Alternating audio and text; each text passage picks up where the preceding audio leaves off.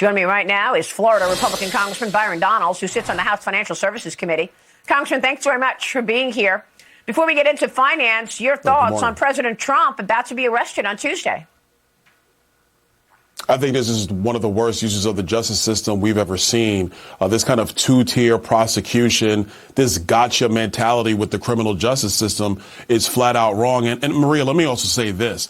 There has been in the past uses of the criminal justice system in America that have been wrong. It's been about targeting. It's been wrong. Two wrongs don't make a right. Just going after your political adversary and President Trump isn't going to make you some pillar of virtue. It's going to descend all of America into further chaos. Not what we need at all. What Alvin Bragg is doing is wrong. He shouldn't be going after Donald Trump. Period. Well, we've seen a lot of chaos over the last 2 years on Joe Biden's watch, and the administration keeps telling us that our banks are safe.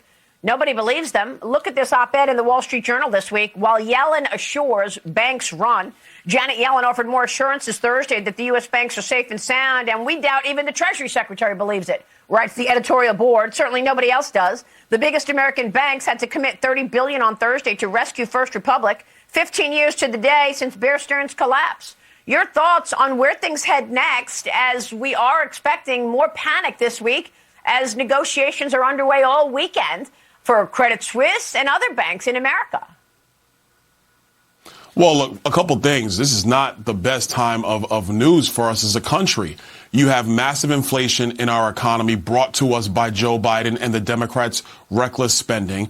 You have a Federal Reserve that has kept rates at 0% for a decade, frankly, just to keep the entire economy just spurring along with little consequence at all to how people allocate credit, how people allocate capital, and how money is spent. And you backstop that with what appears to be regulators who were not minding the store, not paying attention to duration risk. And I want to be specific about the San Francisco Fed, them not paying attention to this, while last year the Kansas City Fed said that they had serious concerns about duration risk on the balance sheet of banks throughout the country, throughout that section of the country.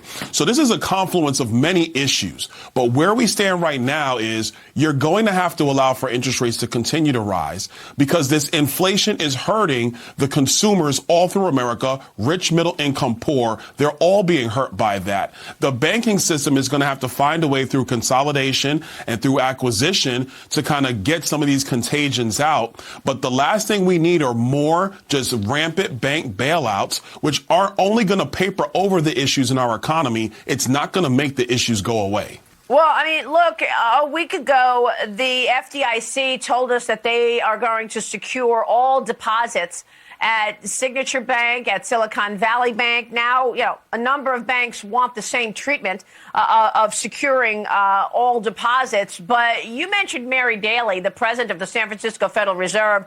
Kim Strassel at the Wall Street Journal writes a great op-ed this week. Did ESG help sink SVB? Because from day one, this administration has been talking about their climate change agenda, a whole of government approach. And maybe she was rewarding SVB for policies around ESG and around the climate change agenda rather than focusing on the safety of the bank. No, I totally agree with that thought process. Mary Daly needs to probably come to Capitol Hill and explain to us what she was looking at and why. Because if you're solely focused on climate change and equity agendas and all that stuff, but you're not concerned with interest rate risk on the balance sheet of a bank, you're not doing the job. And there are serious questions there about what the regulators were doing and not doing with respect to the soundness of the banking system. But let me also add this, Maria. Let's not absolve the executives at Silicon Valley Bank. They didn't have a risk manager, apparently, for 8 months, a risk officer, excuse me. The C-suite should have known better and done what they needed to do to manage the interest rate risk at the bank going long in treasuries like that and in mortgage-backed securities.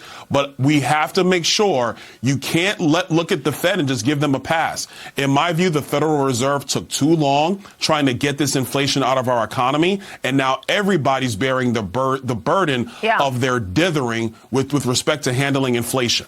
Well, I think it's also important to point out that now regulators are saying, look, it's not realistic for us to secure all deposits everywhere. but they were sure to protect the deposits of those Chinese startups that had accounts at Silicon Valley Bank. A number of Chinese companies got their deposits secured. So we're going to talk with Tom Cotton about that. Congressman, it's good to see you. Thanks very much for being here this morning. Great seeing Barry you. Donalds in Florida this morning.